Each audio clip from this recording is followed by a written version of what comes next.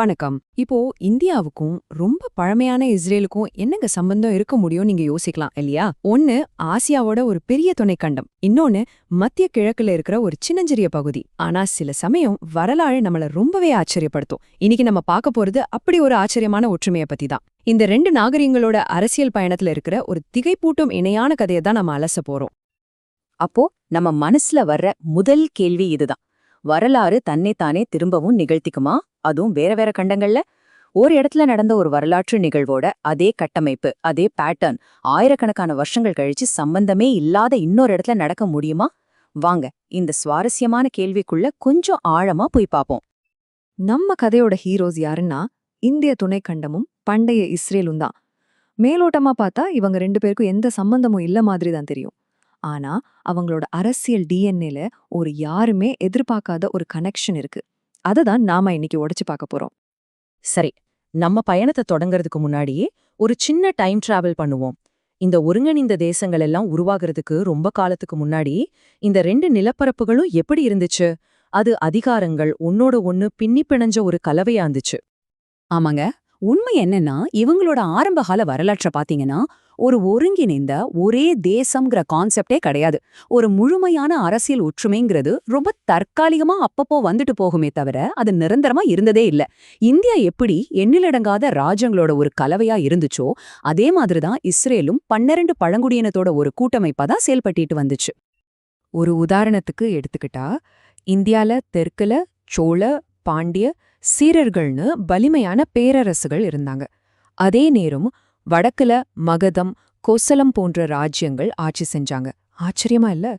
இதே மாதிரி ஒரு பிரிவினையத்தான் நம்ம பண்டைய இஸ்ரேல்லையும் பார்க்க முடியுது. அங்க யூதா, பென்யமின்னு தெற்கு பழங்குடியினரும், எஃப்ராயிம், மனாசேன்னு வடக்கு பழங்குடியினரும் தனித்தனி அதிகார மையங்களா இருந்தாங்க. இப்பதான் நம்ம கதையில ஒரு முக்கியமான கட்டத்துக்கு வர்றோம். இப்படி தனித்தனியா செதறி கிடந்த இந்த நிலப்பரப்புகளை ஒரு வெளிசக்தி இல்லனா ஒரு உள்சக்தி எப்படி ஒன்னா சேர்த்து ஒரு தற்காலிக ஒற்றுமையை கொண்டு வந்துச்சுங்கிறத பார்க்கலாம். இங்கதான் கதையில ஒரு பெரிய ட்விஸ்ட். இந்த ரெண்டு வரலாற்றுலயுமே ஒரு யுனைடெட் கிங்டம் பீரியட் வருது. பண்டைய இஸ்ரேல்ல தாவீது, சாலமன் மன்னர்கள் செதறி கிடந்த பழங்குடியினரை ஒன்னா இணைச்சாங்க. சரியா கிட்டத்தட்ட 3000 வருஷம் கழிச்சு இந்தியால பிரிட்டிஷ் ஆட்சி பல ராஜ்யங்களையும் சமஸ்தானங்களையும் ஒரே கொடைக்கு கீழே கொண்டு வந்துச்சு. காலம் வேறையா இருக்கலாம், ஆனா நடந்ததோட கட்டமைப்பு ஒண்ணுதான். இந்த ஒற்றுமை இதோட நின்னுடல. இங்கதான் ஒரு பெரிய ஆச்சரியமே காத்திருக்கு. அது என்னன்னா, இந்த ரெண்டு யுனைடெட் கிங்டம் காலகட்டமும் எவ்வளவு நாள் நீடிச்சதுங்கிறது தான். நீங்க நம்புவீங்களான்னு தெரியல, ரெண்டுமே கிட்டத்தட்ட 80லேருந்து 90 வருஷங்கள் தான்.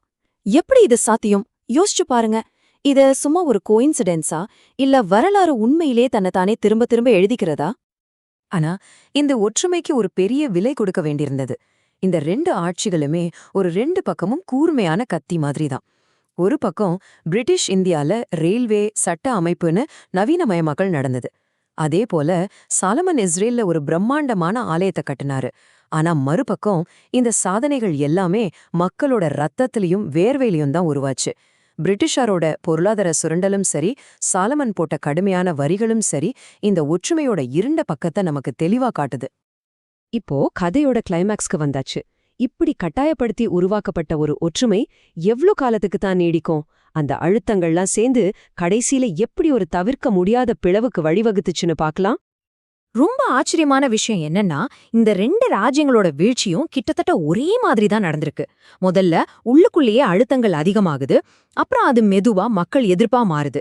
கடைசியா அந்த சென்ட்ரல் பவர் சரிஞ்சி ஒன்னா இருந்த தேசம் ரெண்டா உடையுது. இது ஏதோ வரலாற்று விதி மாதிரி தெரியலையா? இந்த காட்சியை பாருங்க, ரொம்பவே பவர்ஃபுல்லான ஒரு ஒப்பீடு. ஒரு பக்கம் 1947ல நடந்த இந்திய பிரிவினை, இன்னொரு பக்கம் கிமு 931ல நடந்த இஸ்ரேல் ராஜ்யத்தோட பிளவு. ஆயிரக்கணக்கான வருஷ இடைவெளி இருந்தாலும் இந்த ரெண்டு வரலாற்று பிளவுகள் தான் இந்த இணையான கதையை முழுமையா வரையறுக்குது. சரி, இந்த பிளவுக்கு அப்புறம் என்னாச்சு? அப்படி உருவான வடக்கு, தெற்கு பகுதிகள் என்னாச்சு? இந்தியாவிலயும் சரி, இஸ்ரேலையும் சரி, இந்த பிளவு ரெண்டு வேற வேற தலைவிதிகளை உருவாக்கிச்சு. அதைத்தான் இப்போ நாம பார்க்க போறோம். பிளவுக்கு பிறகு இந்த வடக்கு ராஜ்யங்கள் ரெண்டுமே ஒரு கடினமான பாதையத்தான் சந்திச்சது. இந்தியாவோட வடக்கு பகுதியா உருவான பாகிஸ்தான் ஆரம்பத்திலிருந்தே அரசியல் ஸ்திரத்தன்மை இல்லாம பல சவால்களை சந்திச்சது. அதே மாதிரி இஸ்ரேலோட வடக்கு ராஜ்யமும் சுமார் 200 வருஷம் நீடிச்சாலும் கடைசில அசீரிய பேரரசால கைப்பற்றப்பட்டு அதோட அடையாளமே சிதைஞ்சு போச்சு. ஆனா தெற்கு பகுதிகளோட கதை கொஞ்சம் வித்தியாசமா இருந்துச்சு. நவீன இந்தியா எத்தனையோ சவால்களுக்கு நடுவுலயும் ஒரு தேசமா தொடர்ந்து நிக்குது. அதே போல பண்டைய இஸ்ரேலோட தெற்கு பகுதியான யூதா ராஜ்யம் வடக்கு ராஜ்யத்தை விட ரொம்ப காலம், அதாவது சுமார் 345 வருஷம் நீடிச்சது. கடைசியில அது பாபிலோனால கைப்பற்றப்பட்டாலும் அந்த மக்களோட அடையாளம் அழியாம தொடர்ந்தது. அப்போ இந்த முழு பகுப்பாய்வுல இருந்து நாம என்ன கத்துக்கிறோம்? நாம பார்த்தது இந்த 2 நாகரிகங்களுக்கு நடுவுல இருக்கிற ஒரு கட்டமைப்பு ரீதியான ஒப்பீடு. அதுதான் இங்க முக்கியமான பாயிண்ட். இங்க ஒரு முக்கியமான விஷயத்த நம்ம தெளிவுபடுத்திக்கணும். நாம பண்ற இந்த ஒப்பீடு முழுக்க முழுக்க வரலாற்று ரீதியானது, அதோட கட்டமைப்பு சம்பந்தப்பட்டது. இதுல எந்த ஒரு மத நம்பிக்கையோ இல்ல இறையியல் சார்ந்த விஷயங்களையும் நாம கொண்டு வரல. அரசியல், சமூகம் சார்ந்த வடிவங்கள், அதாவது பேட்டர்ன்ஸ் எப்படி கால ஓட்டத்துல திரும்ப திரும்ப உருவாகுதுங்கிறத புரிஞ்சுக்கிறதுக்கான ஒரு முயற்சி தான் இது. இந்த ஆய்வோட இறுதியில இந்த ஒரு கேள்வியோட உங்களை விட்டு செல்கிறேன். இது மாதிரி நம்மள சுத்தி இருக்கிற இந்த உலகத்துல நம்ம கண்ணுக்கு தெரியாத, நாம கவனிக்க தவறிய வேற என்ன வரலாற்று வடிவங்கள் மறைஞ்சிருக்கலாம்? யோசிச்சு பாருங்க. தொடர்ந்து ஆராய்வோம்.